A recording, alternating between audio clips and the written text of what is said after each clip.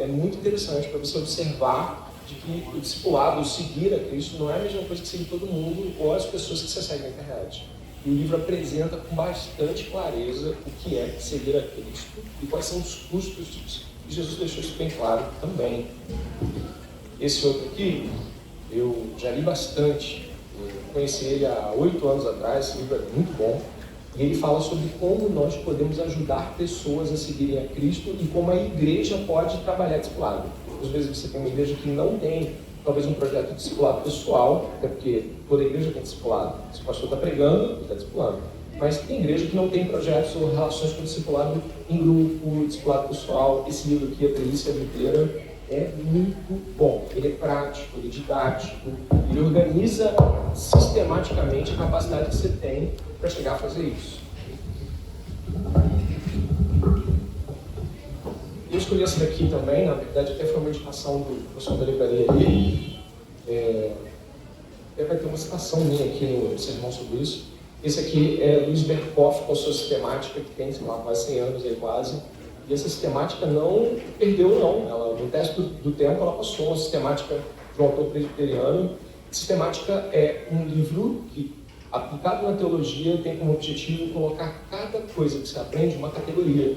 Então, assim, é tudo sobre o que é pecado, tudo sobre o que é criação, tudo o que é sobre providência. Então, se você quer entender a doutrina cristã e colocar ela em ordem, uma teologia sistemática é muito bom para isso. Essa daqui tá barata pra caramba ali, eu achei um preço muito bom ali, tá bom? Tem ela em casa, muito boa. Eu acho que devia tentar lá, tá bom? Estou apresentando esses livros aqui porque literatura ajuda muito na fé cristã. A Bíblia é o livro, é a regra de fé e prática, mas quando a gente adquire alguns livros bons, algumas cenas da Bíblia ficam um pouco mais claras, tá bom? Vou deixar aqui, se puder, por aí. Como é que tá me ouvindo aí atrás? Tá legal? Bom, vou voltar aqui, tá? Então, quero me apresentar de novo. Eu sou o pastor André Castro. Eu sou o pastor da Igreja Batista do Discipulado em Nilópolis, Baixada Fluminense, centro. Essa igreja é uma igreja batista reformada, uma igreja que vai completar 8 anos de existência. Deus tem dado graça para essa comunidade, Deus tem dado vigor para a gente continuar pregando o Evangelho. E peço suas orações para que a Igreja Batista do Discipulado continue pregando o Evangelho e continue fiel às Escrituras. Eu sou casado, tenho 20 anos de casado com a minha esposa querida Daniele, tenho 2 filhas, uma Olivia e uma Elisa, e agradeço a Deus pela oportunidade de poder pregar em casa, pregar aqui, falar do Evangelho onde quer que esteja. Então, sendo assim, dito isso, eu gostaria que você pudesse se aproximar da nossa temática dessa manhã, onde nós vamos estar falando sobre 1 Coríntios capítulo 15, a cultura do Evangelho, o tema que me foi ofertado a trabalhar com vocês aqui. 1 Coríntios capítulo 15, eu vou ler na versão Nova Almeida atualizada. Vamos supor que você tem um aplicativo de celular, de repente você pode botar lá NAA, e você está lendo igual o que eu estou lendo aqui, é uma possibilidade, seria a mesma tradução toda, tá bom? 1 Coríntios capítulo 15, bem logo no começo.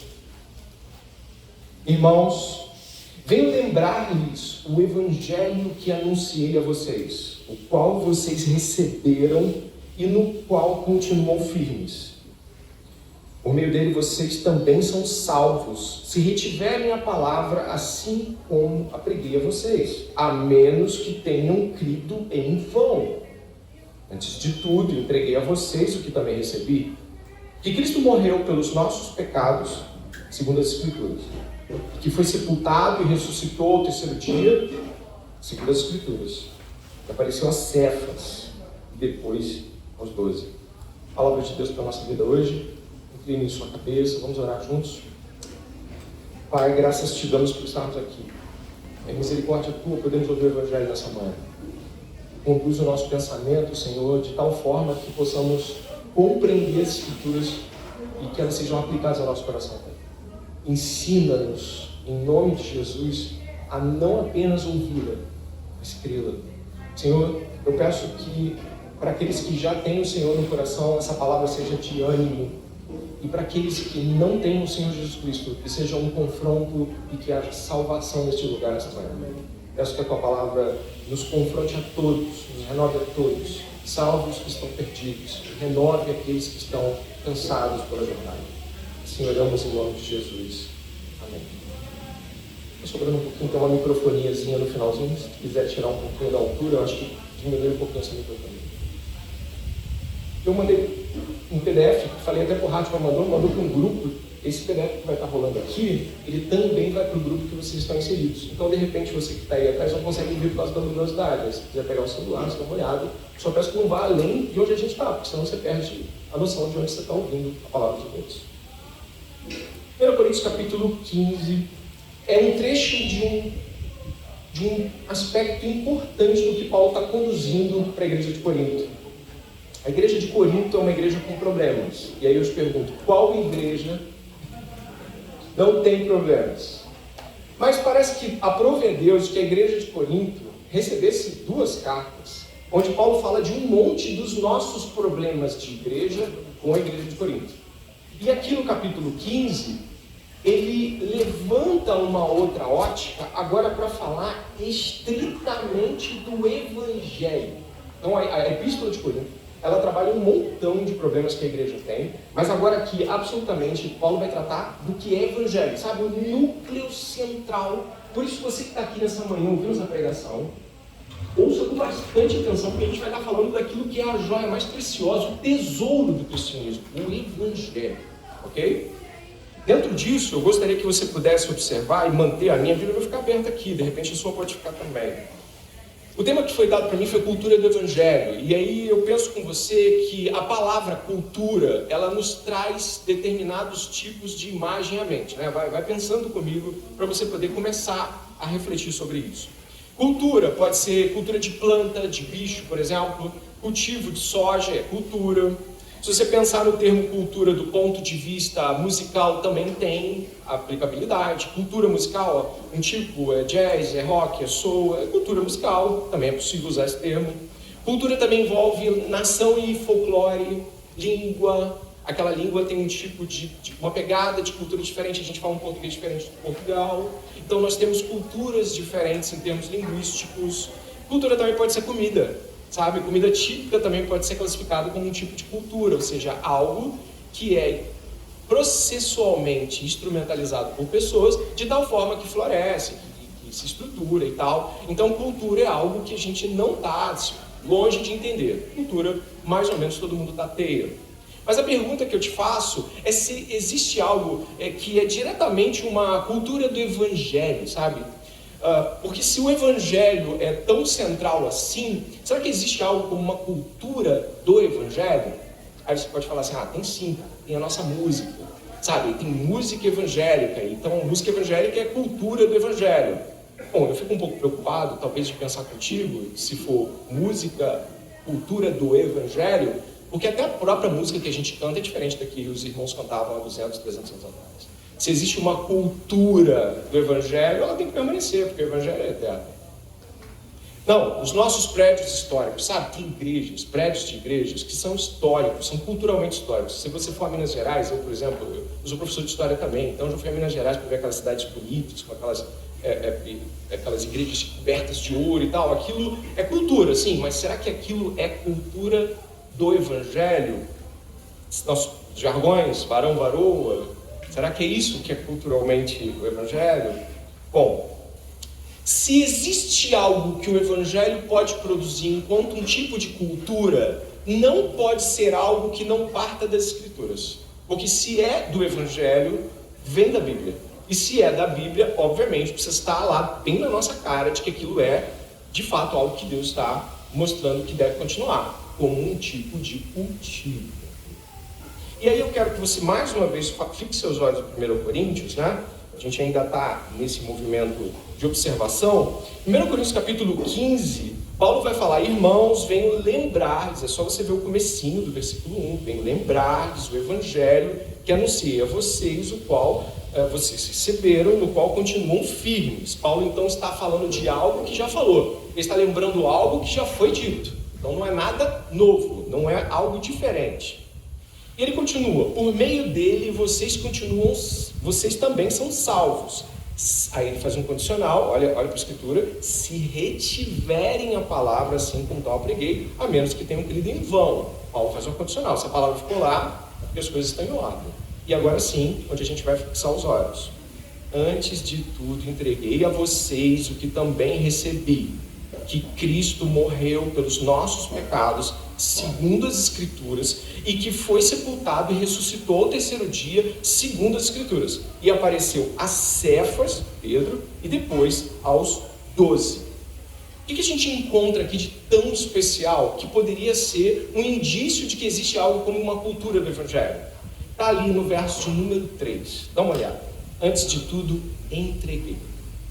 Essa palavra entreguei, eu peço até que ele possa colocar aqui no próximo slide. Antes de tudo, entreguei, é uma palavra grega. Caso você não saiba, o Evangelho e todos os livros do Novo Testamento não foram escritos em português. Eles foram escritos há 2000 anos atrás, na língua em que os apóstolos e os discípulos estavam trabalhando, que era a língua grega. E na língua grega, a palavra entreguei é bareduca, ou bareduca, que significa entregar em mãos. Se você observar agora o texto com mais cuidado, você vai entender que quando uma tradução é feita, ela tem como objetivo te aproximar ao máximo de alguma coisa. E é claro que aproximando, ela não diz que é igual. Bareduca, entregar em mãos. Ah, mas qual é a importância disso? É porque quando a gente encontra a palavra entregar em mãos, o que significa é justamente isso. Ó, o que foi feito? Eu entreguei em mãos, ok? Eu entreguei diretamente. Então, olha o texto de novo e agora observe o movimento do texto a partir de uma ótica mais profunda da exegese bíblica. Irmãos, antes de tudo, entreguei em mãos a vocês o que também recebi. Só para você ter uma ideia, essa palavra não está só aqui em 1 Coríntios. Essa palavra grega, entreguei desse jeito. Ela está em outros lugares também. Eu acho que eu coloquei Lucas 9 e Romanos 4. Dê uma olhada ali, ó. Prestem bem atenção nas seguintes palavras. O Filho do Homem está para ser entregue. Como Jesus foi entregue?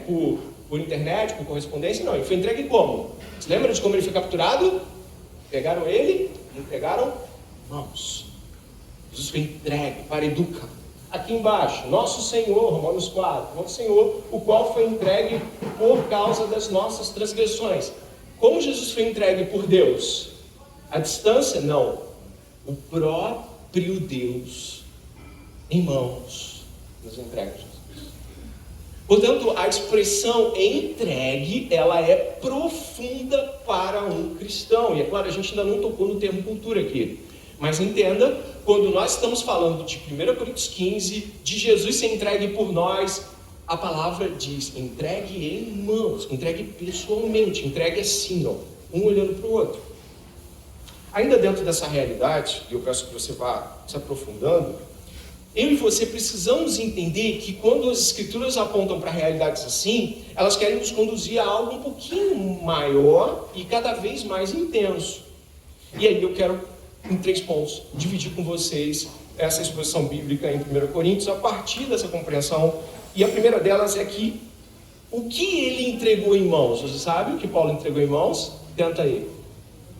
O Evangelho. Esse é o primeiro ponto para a gente. Ele entregou o Evangelho em mãos. Que a gente vai colocar aqui como entrada. Sem dúvida, nós temos talvez dificuldades de entender algumas coisas, porque nossa cultura moderna busca fazer as coisas ou autonomamente ou com distância. O que significa? Se Paulo estivesse dizendo aqui alguma coisa para a gente diretamente dentro desse contexto, ele dizia assim: eu não aprendi pelo YouTube. Eu não recebi o Evangelho por meio de algumas literaturas que me entregaram. Não.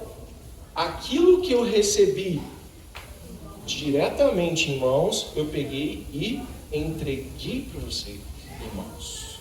O apóstolo Paulo está dizendo que ele teve contato direto com aqueles que antes dele creram. Ele recebeu diretamente dessas pessoas. A gente chama isso, dentro da teologia, de apostolicidade. Como assim? A palavra apóstolo significa mensageiro, ok? Mensageiro. Significa então que os apóstolos, eles eram mensageiros de um evangelho que lhe foi confiado. E o apóstolo Paulo está nada mais nada menos fazendo um movimento apostólico, que é o quê? Entregar. O que ele está fazendo aqui de manhã? Só para você ter uma ideia. Um movimento apostólico. Ninguém aqui é apóstolo como Paulo, mas todos aqui que entregaram o evangelho um ao outro estão seguindo o fluxo daquilo que é a realidade bíblica anterior. A palavra pode ser inclusive traduzida em algumas bíblias como tradição. Olha que coisa interessante isso, cara. Essa palavra que a gente está aprendendo a entregar, ela em algumas bíblias encontra a tradução de tradição. O que é uma tradição? É algo que é perpassado de uma geração para outra. Dentro desse contexto, o que a gente precisa entender é que esta palavra e o significado que ela tem é tão importante que explica algumas coisas, como, por exemplo, estar em uma pregação. Uma pregação é uma entrega em mãos. Um discipulado é uma entrega em mãos. Dá para explicar, por exemplo, por que a gente não pode fazer batismo pela internet. Joga água de casa aqui daqui eu mando. Dá para explicar, por exemplo, por que a ceia não pode ser tomada senão em mãos. Dá para explicar um pouco mais coisas que às vezes a gente fica assim. Eu posso ficar em casa lendo minha Bíblia, encontro o meu Jesus e sigo a minha vida. Não. O Evangelho chega em mãos e passa para outras mãos. E esse é o fluxo do Evangelho. Isso explica e ajuda a entender. Por exemplo, em 1 Coríntios capítulo 11, eu acho que eu coloquei esse texto aqui para você, Paulo vai falar a mesma coisa. Dá uma olhada aqui, ó, quando ele vai falar da ceia.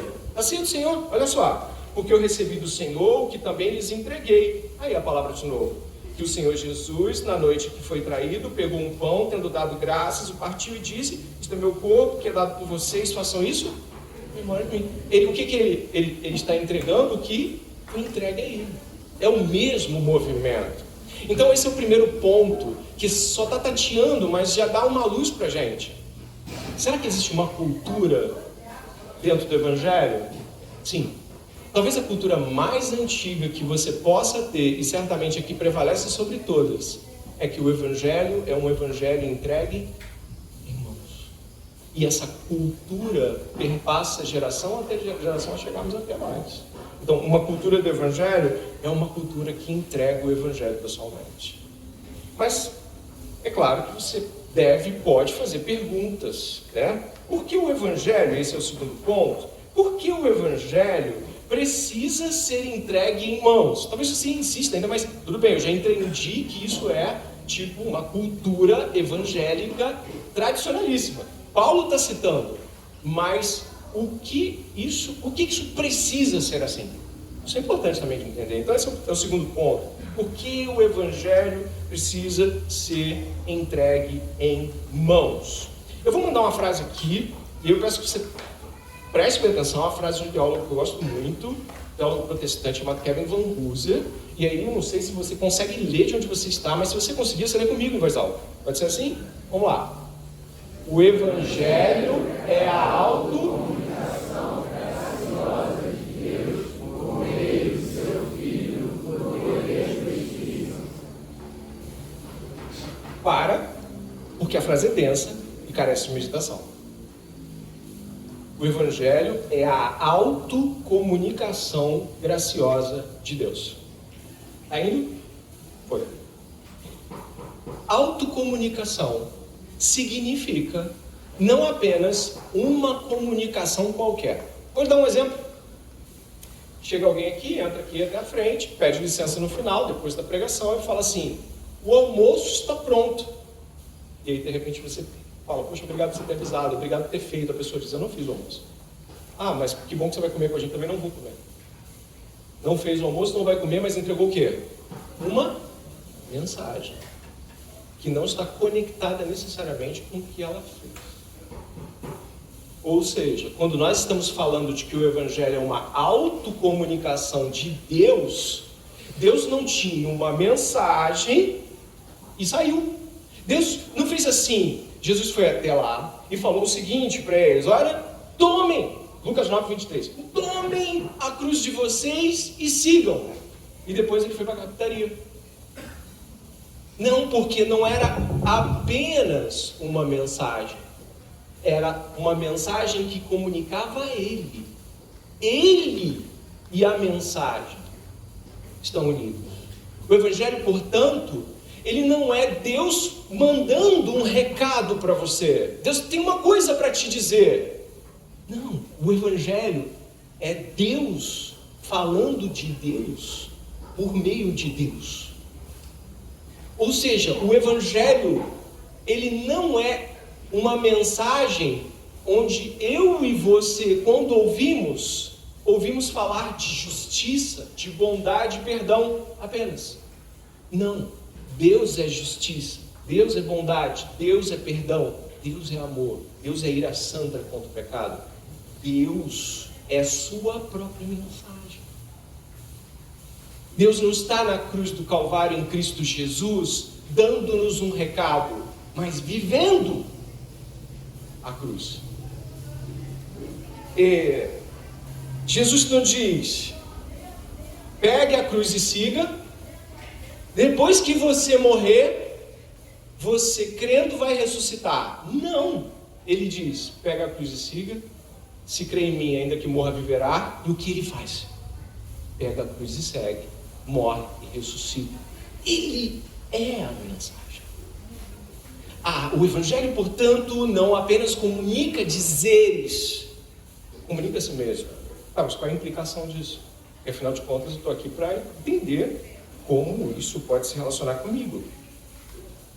Porque quando você está falando sobre o Evangelho ser esta autocomunicação graciosa de Deus, você não está fazendo isso e indo embora.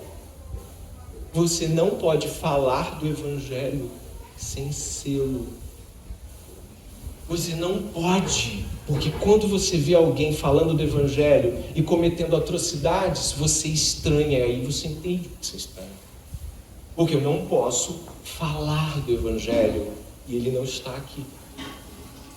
Ou seja, dentro desta realidade, a gente começa a entender como o apóstolo Paulo mesmo fala de algumas coisas que você e eu já lemos, como por exemplo Filipenses, olha, diz aqui Filipenses 1:27, acima de tudo, vivam de modo digno o Evangelho de Cristo. Não é, preguem certinho e vão embora. Não, precisa pregar certo, mas isso não está separado da vida. Irmãos, sejam meus imitadores e observem os que vivem segundo o exemplo que temos dado a vocês. Por quê? Porque não é só as palavras, é a vida. Tudo faço por causa do Evangelho. Essa é mais impactante. Para ser também participante dele. Por quê? Porque aqueles que são participantes do Evangelho são a mensagem corporificada dele. A gente vai avançando nisso. Mas onde eu e você precisamos estar agora na mensagem? Espera aí. Você está dizendo que eu sou o Evangelho? Não. Cristo o é, mas Cristo o convoca para que você deixe de ser quem é, para ser Ele. E isso muda tudo, caramba, muda tudo. Muda tudo porque a gente já não está mais apertando botões de conexão espiritual e saindo. Gálatas 2:20, Paulo diz assim: já não sou eu quem vivo, mas Cristo vive em mim. Essa frase, segundo o teólogo Craig S. Kinder, no seu comentário cultural, ele fala que essa é uma frase de teatro. Os que faziam teatro, os atores na época, antes de subirem até a plataforma e teatralizar, o teatro grego era muito rico nesse sentido, ele tinha, sabe o que eles diziam? Eles diziam assim: já não sou eu quem vivo, mas Homero vive em mim, e entrava. Porque isso é um jargão de teatro. Olha o que Paulo está dizendo: já não sou eu quem vivo, mas Cristo vive em mim, e ele não sai do personagem. É isso. Por isso, quando nós estamos falando sobre o Evangelho, eu não posso falar do Evangelho e não comunicar o Evangelho com tudo que eu sou, com cada escolha, com cada pensamento, com cada gosto. Não, mas eu gosto disso. Mas isso contribui para que o Evangelho chegue. Esse é o meu jeito de cabelo, esse é o meu jeito de roupa, é a música que eu gosto, é isso. Dane-se. Não é sobre você. O Evangelho é a autocomunicação de Deus. Se o teu estilo de vida não aponta para o Evangelho, Isso não faz nenhum sentido ser vivido, por mais que você goste de viver com isso, cara. Não é sobre você. Quando nós começamos a entender essas realidades, a gente começa a falar, peraí, então o cenário é outro. O cenário é outro, ele muda. E aí eu vou para o terceiro ponto, que vai nos levar a alguns pormenores. O terceiro ponto é esse. Como podemos viver esse evangelho entregue em mãos? E a gente já pode fazer uma pequena revisão dentro disso, claro. Existe uma cultura que o evangelho oferece? Sim, uma cultura de entrega. Entrega em mãos. E essa cultura de entrega em mãos tem um motivo. Por quê? Porque aqueles que entregam precisam vestir-se sem jamais despir-se da mensagem. Eles passam a não ser mais para eles, mas para a mensagem que entregam. Eles e a mensagem se confundem e a mensagem prevalece. Como podemos viver este evangelho entregue em mãos? Primeiramente, olhe para o texto mais uma vez. A gente vai fazer um caminho novamente percorrendo. Verso 3, verso 4, verso 5, 1 Coríntios capítulo 15. 3 coisas são bem claras nesse texto. E, claro, esse texto é o evangelho. Esse texto é o evangelho. Presta atenção, o evangelho é uma mensagem definida assim. Ele não é toda a Bíblia. Toda a Bíblia aponta para o evangelho, mas ela não é a única mensagem. Por exemplo, o evangelho é uma mensagem da Bíblia, mas se você puder observar as escrituras, vai falar, por exemplo, que você deve pagar suas dívidas, honrar sua esposa, seu marido, seu filho. São mensagens importantes que a escritura nos dá, e todas elas apontam para onde? O evangelho. Mas elas são mensagens. Eu estava falando com os amigos que vieram comigo, eu peguei um Uber semana retrasada, e aí o Uber falou assim, puxando conversa com o Uber. E aí o Uber falou assim, eu vou pregar amanhã na minha igreja. Eu falei, que legal. O que você vai pregar? Eu vou pregar Elias. Pô, legal, cara. O que você vai pregar de Elias? Ele falou assim, eu vou pregar que Elias orou e parou de chover. Primeiro livro de Reis, capítulo 18, falei, 17. Falei, caramba, que coisa magnífica. E aí eu vou falar para o povo o seguinte, Deus ouve o justo. Para que eles creiam, que saibam, que possam orar e aquilo vai acontecer. Aí eu ia, vai dar ruim. Eu falei, tem que fazer logo. Sabe o que eu ia pregar no outro dia na minha igreja? Adivinha? Sobre Elias. Aí eu falei, ai meu Deus, coisa deliciosa. Falei, olha só, eu também vou pregar, eu sou um pastor batista, eu vou pregar sobre Elias amanhã. Ele, ai, me arrepiei. As coisas. Aí eu falei, legal? Mas eu falei assim, só que eu acho que o amigo pode, de repente, refletir uma coisa ou outra, porque é diferente. Porque não é sobre Deus ouvir a oração do justo apenas. É sobre Deus ouvir a oração do justo por causa do justo Jesus. E por causa dele, Deus ouve orações que concordam com ele e sua cruz. A ele. Eu falei, amigo, isso é o evangelho. Não pregamos Elias, pregamos a Cristo. E este morto e ressuscitado. Aí ele ficou assim, mas como assim? E as pessoas, elas vão ficar sem crer nisso? Eu falei, elas vão crer em Jesus, não em Elias. Não é sobre a força de Sansão, sobre a destreza e coragem de Davi. É porque quando Davi assentou aquela única pedra naquele gigante Golias, que ameaçava matar todo o povo de Israel, com um só golpe, o gigante Golias caiu no chão, assim como um só golpe na cruz. Jesus destruiu a morte, libertou seu povo. É sobre isso! É sobre isso. O evangelho aponta sobre isso.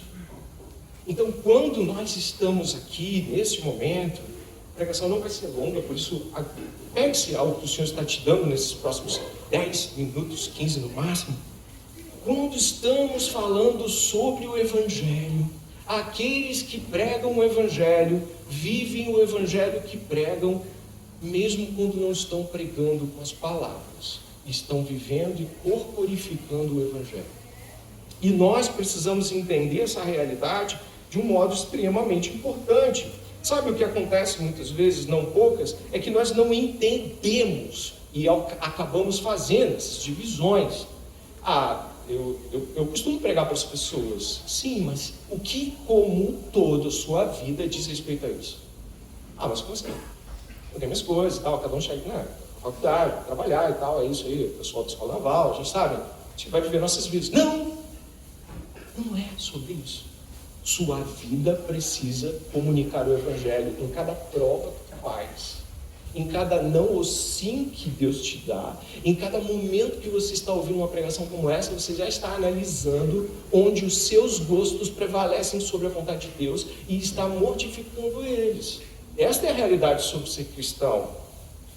Como podemos viver esse Evangelho entregue em mãos? Primeiro, e aí coloco aqui, você vai encontrar que Jesus Cristo morreu pelos nossos pecados, o quê? Segundo as Escrituras, e que foi sepultado. Isso é importante. Primeiro ponto, Jesus Cristo morreu pelos nossos pecados, segundo as Escrituras. Essa é a primeira maneira de compreender e viver essa realidade. Por quê?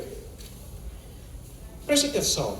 Quando nós estamos falando sobre coisas sérias que acontecem no mundo, e a gente pensa, por exemplo, que houve um problema no encanamento da sua cidade. Chamaram o prefeito para observar o caos que se tornou o centro da sua cidade. É preciso chamar o presidente da República? Diga, não, porque basta o prefeito, gente, pelo amor de Deus, o prefeito tá bom já, até demais já, né? Podia só chamar Águas Rio, mas chamou o prefeito. Agora, quando acontece alguma coisa séria no mundo, a ONU reúne o quê? As principais lideranças do mundo, certo? E elas têm de cooperar na ação de alguma coisa. Agora, eu quero que você pense, por favor, o pecado, o que é pecado? É toda e qualquer ação ou pensamento que é contrário ao caráter santo de Deus. Isso é pecado. O pecado é tão grave que não dava para chamar os presidentes para provar. Não dava para chamar os pastores unidos. Só Deus pode resolver o pecado. Tamanho o agravo.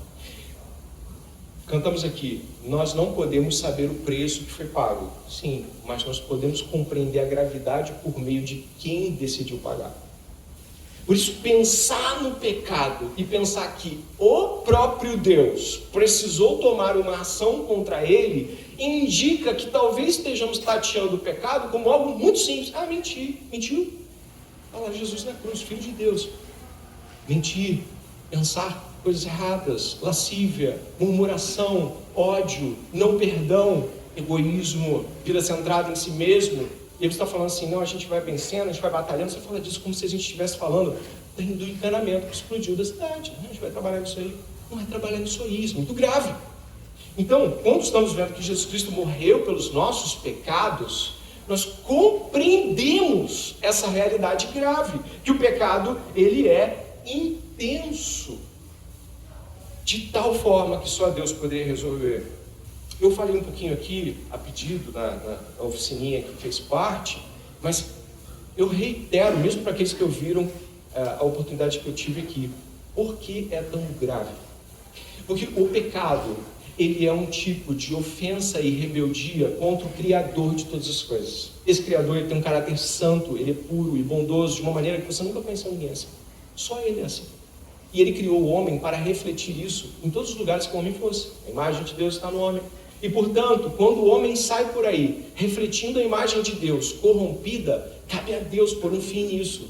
E por isso o inferno é necessário, para que aqueles que continuarem rebeldes a quem Deus é, mas ainda assim viverem nesse mundo com a imagem dele, sejam lá lançados com ira santa e justa, porque se mantiveram rebeldes ao Filho de Deus. Logo, o pecado não é um cisco no teu olho. O pecado é algo terrível, e o ato mais terrível que a humanidade pode cometer em qualquer momento, sob qualquer pressão que você esteja sentindo. O pecado não é simples. Só para você ter uma ideia, uma das coisas que me chama a atenção, eu até mostrei aqui a sistemática do Berkoff, aqui, fiz campanha para você comprar uma. Tem um trecho nessa sistemática que é perturbador. Luiz Berkoff, esse cara que escreveu a sistemática, ele fala daquele momento que Jesus estava na cruz do Calvário e disse assim, não sei se você lembra, Deus meu, por que me desamparaste? Deus tirou o favor sobre Jesus. Sabe, todo mundo que mata, rouba, ou gente como a gente que também faz essas sujeiras, os caras do nazismo na década de 40, o Hitler, todos eles, por pior situação que eles passassem, Deus nunca tirou graça deles. Sempre houve alívio da parte de Deus sobre a humanidade. Mas naquela cruz, Deus tirou a mão. E Jesus viu os horrores do inferno eterno em seus olhos e corpo e mente. O que ele passou ali, nenhum ser humano vivo jamais passou. Ele recebeu o desfavor. O que é desfavor? É tirar a mão do alívio. Como se não bastasse tirar a mão do alívio. Diz Isaías capítulo 53, que ao Senhor agradou moê-lo. Alguns pais não conseguem dar uma palmada no filho. Outros não conseguem botar de castigo. Deus olhou para o pecado em seu filho e o esmagou completamente naquela cruz, tirando todo o alívio, a ponto do filho dizer: onde está? Onde é que ele está? Quando você observa isso, você faz ser grave. Significa então que quando eu vivo o Evangelho, não apenas digo o Evangelho, mas vivo o Evangelho, minhas lutas contra o pecado lembram-se daquela cruz. E eu vou às últimas consequências. Confesso o inconfessável para que haja cura.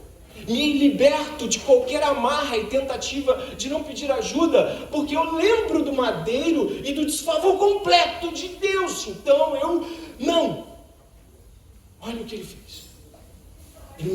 Ele fez isso para que eu pudesse ser livre.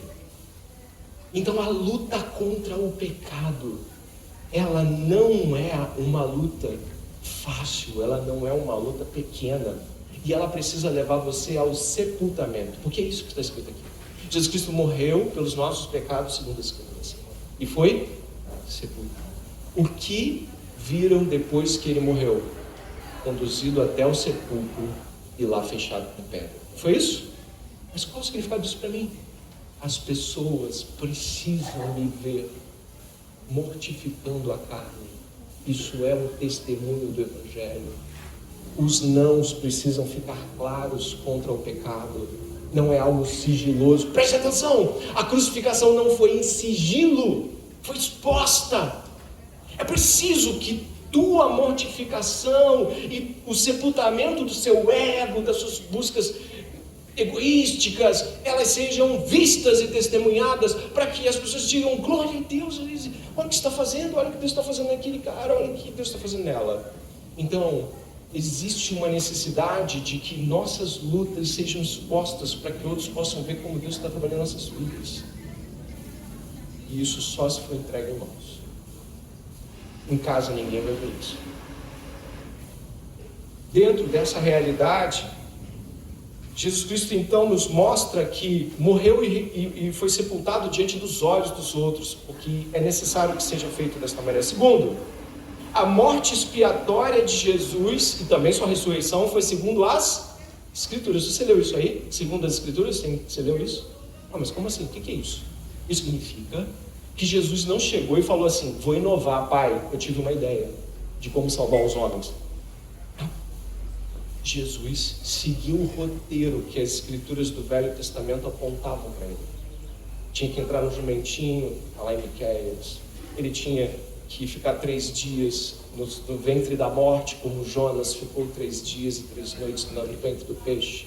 Ele precisava ser homem de dores, que sabe o que é padecer, e pelas suas pisaduras fomos sarados. O castigo que nos traz a paz sobre ele. O que Jesus estava fazendo era pegar o que Deus havia dito nas Escrituras e viver as Escrituras.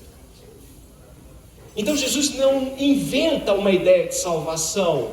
Jesus vive a salvação que Deus anunciou aos homens por meio da morte e da ressurreição. Significa que eu não dito o rumo de como as coisas vão acontecer na minha vida, e nem digo quão dolorosas ou não devem ser, porque o Evangelho trata disso. Trata de eu não dizer até onde Deus vai na minha vida, mas ser conduzido pela vontade de Deus. Não, sabe, uma das coisas que me parece muito comum às vezes é que nós dizemos: eu creio em Jesus. Você crê em Jesus? Amém! Vamos sentar aqui. Como foi sua semana? Foi bênção! Quer que eu lhe conte como foi a minha? As minhas lutas de terça, o desânimo da quarta, a luta para ler a Bíblia. Parece que isso não está nos améns. Por isso, Pare de brincar de ser crente e de fato exponha-se. E de fato confesse pecados. E de fato se relacione com o fato de que, sabe, naquela cruz, Jesus estava nu, machucado, todo destroçado, envergonhado, abandonado. Ele estava confessando os nossos pecados. E é por isso que confessamos os nossos pecados. Honramos a Deus e seguimos o que Jesus fez. Jesus confessou os meus pecados lá.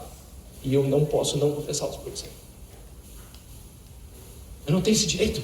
Por quê? Porque eu estou seguindo as Escrituras. Eu não confesso pecados porque deu vontade.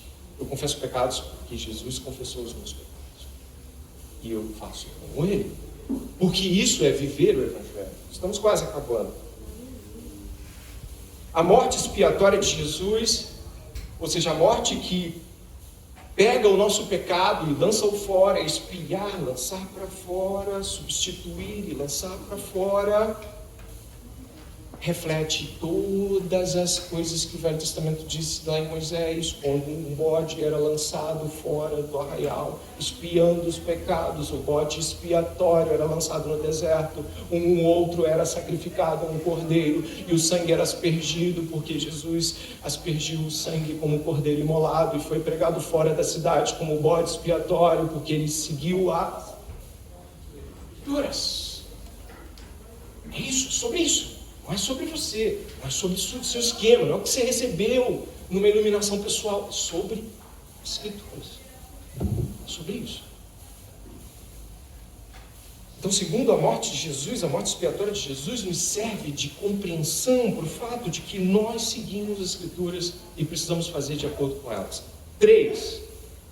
Foi ressuscitado e foi visto pelas pessoas após a ressurreição. Se você ler capítulo 15, o verso 3, 4 e 5, eles falam de um pequeno credo. Você sabe o que é credo? Credo é algo que as pessoas criam para repetir e poder gravar. Creio em Deus Pai Todo-Poderoso, Criador dos céus e da terra. Isso é um credo. Esse aqui me parece, segundo os teólogos, o credo mais antigo que a igreja conhece. Esses 3 versos, antes de tudo entreguei a vocês. Começa aqui. É um credo, que Cristo morreu pelos nossos pecados, segundo as Escrituras, que foi sepultado e ressuscitou ao 3º dia, segundo as Escrituras, e agora olha a sequência, e apareceu a Cefas, depois aos 12. Provavelmente esse ponto marca o fim desse credo, e o resto é a extensão de Paulo para dizer, e mais, verso 6, depois foi visto por mais de 500 irmãos de uma só vez, dos quais a maioria ainda vive, porém alguns já dormem. Depois foi visto por Tiago, e mais tarde por todos os apóstolos, por último, depois de todos, foi visto também por mim. O que Paulo está dizendo aqui? Jesus não ressuscitou e subiu subitamente no dia da ressurreição. Ele ficou 40 dias aqui, demonstrando sua ressurreição, anunciando o reino de Deus, como está em Atos capítulo 1, e ele então fez o que nós precisamos fazer, segundo as Escrituras, se quisermos viver o Evangelho: demonstrar a nova vida ressurreta em Cristo. O que significa isso? Nasci de novo em Jesus. Sim. Se você nasceu de novo, você, como diz o apóstolo Paulo em Efésios, a Bíblia pode colocar em Efésios capítulo 2, 4 e 6, olha o que diz: mas Deus, sendo rico em misericórdia, por causa do grande amor com que nos amou, estando nós de quê? Mortos em nossas transgressões, nos deu vida juntamente com Cristo. Pela graça vocês são salvos, e juntamente com Ele, quem creu em Jesus, morreu sua morte e vive sua ressurreição. Isso significa aquilo que Paulo já disse também em Coríntios: somos nova criatura. O que é isso? Significa que as coisas passaram, não podem estar mais presentes como uma realidade. Eu costumo falar dessas coisas assim, com muito arder, com o coração muito ardendo, porque eu acho que às vezes nós deixamos passar coisas muito importantes. Mas o que foi a ressurreição? O que foi a ressurreição? Você já parou para pensar que Paulo ele vai trabalhar os ressurretos como nova criatura? Já parou para pensar nisso? Já parou para pensar que a ressurreição de Jesus marca uma renovação na criação? Existem aqueles que nasceram segundo a carne, João capítulo 1, nasceram segundo a carne. Mas em Jesus começa uma nova geração de homens ressurretos, homens e mulheres ressurretos, que nasceram segundo o Espírito. espírito. Tá, o que significa isso? Hoje no mundo há pessoas que estão mortas em suas transgressões, vivendo segundo Adão, e aquelas que estão segundo o segundo Adão, Romanos capítulo 5, que é Jesus, que não nasceram pela vontade do homem, nem pela vontade da carne, mas pela vontade de Deus. O que significa isso? Cristo inaugura a recriação nossa nele. E aí eu gosto de mostrar para as minhas filhas, ilustrando um pouco disso. Você imagine se nós estivéssemos aqui como estamos agora, mas então começassem a entrar alguns raios de luz vindos de um planeta distante, e nós começássemos a perceber que esses raios de luz são contrastantes em relação aos raios solares. Você fala assim, cara, eu conheço o Sol, mas olha essas luzes que estão entrando e penetrando, olha o que está acontecendo. Jesus Cristo ressurgiu dos mortos, e os primeiros raios de luz da nova humanidade que prevalecerá com Deus em Cristo estão já aqui. A nova criação já dá o seu ar. É o já e o ainda não. Logo, eu e você, se estamos em Cristo, somos outro povo, não vivendo segundo as regras do mundo, a vontade da carne e tudo mais. Nós somos um povo que está anunciando um futuro que está vindo na direção da humanidade. Preste atenção, o povo de Deus anuncia por meio da igreja, por meio da vida em comunidade, um povo que há de vir. O povo de Deus anuncia o reino que prevalecerá sobre toda a terra, como encontramos no livro de Apocalipse, já em uma vivência de reino. O povo de Deus é um sinal de graça, uma graça que há de vir e que já veio. Quando estamos em Cristo e somos novas criaturas, anunciamos sobre um reino que veio e virá, sobre um povo que está e que virá, sobre uma justiça que é e que se estabelecerá plena, sobre um fim definitivo de toda a maldade e que já começa em nós pela mortificação da carne, pelos pecados. É sobre isso, cara, é sobre isso. Não é melhorar. Eu melhorei depois que entrei para o Evangelho. Então você não está em Jesus, porque ninguém melhora. A mudança é outra. Outros apetites surgem. Os velhos começam a ser sufocados pela força da graça, pela luta pela santificação. E aí é que você entende essas realidades. Romanos capítulo 6, versos 3 e 4, pode colocar aí Romanos capítulo 6, 3 e 4, por favor. Ou será que vocês ignoram que todos nós que fomos batizados em Cristo Jesus, fomos batizados na sua morte? Fomos sepultados com Ele na morte pelo batismo, para que como Cristo foi ressuscitado dentre os mortos pela glória do Pai, assim também nós andemos em novidade de vida. Você já viu o batismo? Bom, eu já fiz batismos. É assim, ó. Você joga a pessoa para trás, traz ela para frente, pelo menos para mim como batista. E sabe o que acontece? Ela é morta. Detalhe, sabe quem é que lança ela para trás? Não é ela, é quem está batizando. A gente não morre para Cristo, Cristo mata a gente. E ela é levantada. E sabe quem levanta ela? Quem está batizando ela. Simbolizando morte e ressurreição, sem ação humana. Apenas divina. E é sobre essa grande realidade que nós estamos pregando nesta manhã. Talvez você tenha ouvido falar do Evangelho como uma mensagem que você deva falar. Isso não é uma mentira. Mas talvez você ainda não tenha ouvido falar do Evangelho, que é uma mensagem a se corporificar. O Verbo habitou entre nós. Como? Com o corpo. O Verbo se fez carne, Jesus encarna a palavra, e depois que Ele faz isso, ordena que nós corporifiquemos a palavra que pregamos. Nós somos aqueles que pregam por atos e falas, não apenas por alguns jargões que aprendemos. E isso traz implicações, e eu concluo aqui com algumas delas para você.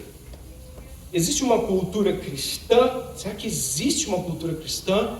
Sim. O Evangelho é entregue de mãos em mãos. Por isso pregamos, por isso que discipulamos, por isso que batizamos com as mãos, por isso que comemos a ceia com as mãos, por isso que nós estamos aqui um do lado dos outros, olhando e dizendo, esse é o Evangelho, e tome, isso é o Evangelho, isso é sobre o Evangelho, isso é sobre isso. Por isso que a igreja está lá e ela é comunidade, e você não pode simplesmente não estar na igreja ou fazer parte dela de forma alguma. Na verdade, você precisa cada vez mais estar perto para que em mais mãos você receba, de mais mãos você entregue. Compreender a vida e morte de Jesus é compreender a sua própria. O roteiro já foi escrito. Não é sobre o seu grande sonho, não é sobre a sua felicidade pessoal, é sobre refletir a Cristo e vivê-lo integralmente em sua morte e ressurreição. Se as pessoas não te veem morto e ressuscitado em Cristo, você não é cristão. Você está indo para o inferno. Se o que vem em você, eu sempre falo isso lá na igreja, se as pessoas lembram você pelas piadas que você conta, pelo seu jeito descontraído, pelos gostos que você tem, o cabelo que você arruma e as coisas que você sabe, não é sobre isso. É sobre como Cristo está sendo visto em você. E se não está sendo visto, preocupe-se seriamente nesta manhã. Seriamente, intensamente.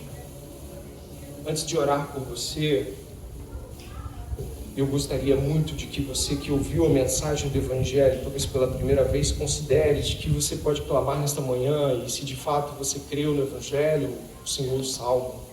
Se você não ouviu o Evangelho, talvez como deveria, em outra oportunidade da sua vida, está ouvindo hoje pela primeira vez, não apenas de palavra, mas de vida, Deus está lhe dando uma grande chance.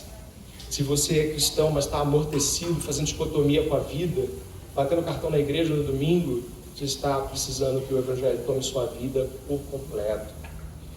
Depois desse momento, eu vou estar orando agora por você e eu vou fazer um exercício com você para ver se você entendeu a cultura do Evangelho, entregue em mãos. Eu vou pedir que ele coloque aqui um ponto em prática logo depois dessa oração. Pode passar. Quando terminar, depois da oração, da sua oração pessoal, vire para alguém e pergunte: você já conhecia a mensagem do Evangelho ou foi a primeira vez que você ouviu? Você crê nessa mensagem? Se não crê, por quê? Se sim, tem dificuldades em pô-lo em prática sobre algum aspecto? Você vai ficar aqui, não precisa nem tirar foto, deixa eu ficar aqui. Mas o que eu quero dizer é, você não recebeu em mãos, o que você tem que fazer agora? Entregar em mãos. E eu peço que você não procure alguém que você já conhece. Isso é mole demais. Vai lá atrás e olha com um rosto que você nunca viu. Porque é sobre isso. É ir aonde outros ainda não foram. A palavra chegou no teu coração nessa manhã? Chegou? Então ore comigo nesse momento para que ela corporifique de verdade. E depois faça o que deve ser feito. Pai, nós te damos graça nesta manhã porque a mensagem do Evangelho, tal como deve ser crida, chegou até nós e entregue em mãos. Te pedimos, por favor, Senhor, que não sejamos aqueles que, ao ouvirem a mensagem do Evangelho, preferem viver o modo como a vida foi vivida até agora e dão as costas. Senhor, eu peço em nome de Jesus que haja salvação para pessoas aqui. Pessoas que vieram aqui, Senhor, de nominalismo, cresceram em berços evangélicos, mas nunca conheceram a palavra, de fato a negam com sua vida, com a prática, não sabem explicar o Evangelho em 3 palavras para alguém, Senhor, porque de fato cantaram nos púlpitos de músicos evangélicos, Senhor, fizeram orações no grupo de jovens, estiveram presentes em manifestações religiosas, mas hoje não são apenas ouvintes, mas são cobrados que sejam, Pai, como os primeiros cristãos que entregam evangelhos a outros e vivam, para que haja exposição de pecado, que haja confissão verdadeira, que pare de haver essa confusão, Pai, de gente que se diz cristão e vive como se fosse o próprio diabo. Pai, por favor, quebra a janela dos hipócritas para que o raio de luz do Evangelho penetre nesta manhã. Senhor, tem misericórdia, até mesmo daqueles que são crentes mais velhos e acreditam que estão com tudo em ordem, Senhor, que haja incômodo aqui, para mim e para todos. Que o Senhor incomode-nos com a tua santa palavra, para que não achemos que já chegamos como se o alvo já fosse alcançado, mas que prossigamos para o alvo, Senhor, para o prêmio da soberana vocação que é em Cristo Jesus. Pai, há muitas pessoas que vieram aqui convidados por outros, mas agora descobriram que vieram chamados por Deus. Há pessoas aqui, Senhor, que vieram para ouvir a palavra e dizer, ok, já está tudo em dia, e o Senhor está dizendo que não. Há pessoas aqui, Senhor, que sequer conhecem de ouvir falar, Pai. mas nesta manhã ouviram que são pecadores e que precisam ser salvos da sua rebeldia. Tem misericórdia, Pai, dos hipócritas como eu e outros que estão aqui, que muitas vezes afirmam o Evangelho e às vezes não vivem. E às vezes dizem, Senhor, coisas como se de fato vivessem. Pai, eu peço que em nome de Jesus haja salvação. Eu peço que aqueles que aqui estão ouvindo parem de se achar suficientes demais para não estar conversando sobre o Evangelho, confessando pecados. Eu peço que haja aqui, Senhor, um espírito de quebrantamento nesse lugar, Pai. Pessoas que vieram aqui de diferentes formas, Pai, e não se acham hipócritas. E o Senhor disse que todos pecaram. Alguns acham que todos pecaram, menos eles. Pai, tem misericórdia de mim e dos pecadores que estão aqui, de todos nós, Senhor. E nos ajude a compreender a palavra da salvação. Em nome de Jesus. Amém. Eu lhe convido a fazer uma oração pessoal, inclinar sua cabeça de modo pessoal, ou seja, você recebeu algo, em seguida praticar o seu dever de casa. Deus abençoe.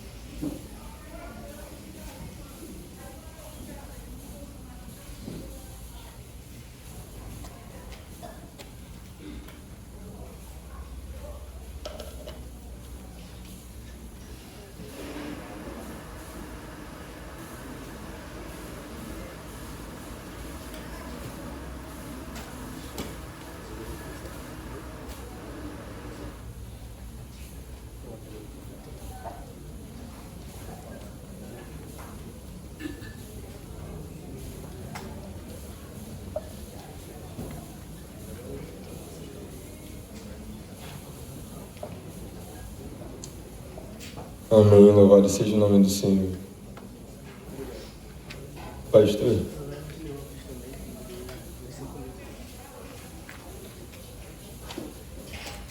Em nome da liderança do GM e de todos que nós estamos aqui, gostaria de entregar ao Senhor essa lembrança, uma caneca do GM, mostrando nosso enorme carinho ao Senhor.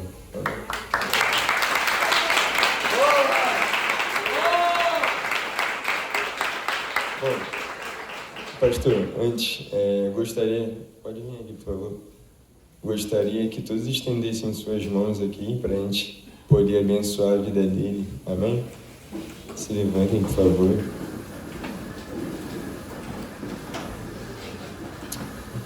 Aleluia.